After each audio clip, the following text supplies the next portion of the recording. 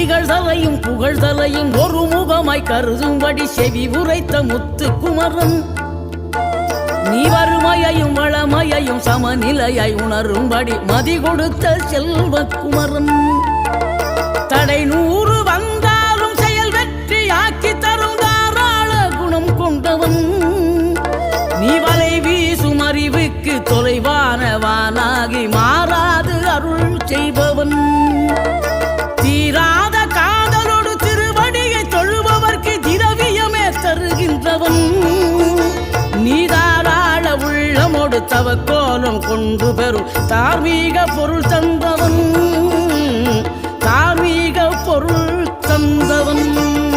ஆறுபடை வீடும் அருள் வழங்கும் முருகா அருகே நீ ஓடோடிவா மூவிரண்டு முகம் ஜொலிக்க 2 கரங்களுடன் ஆதரவு தர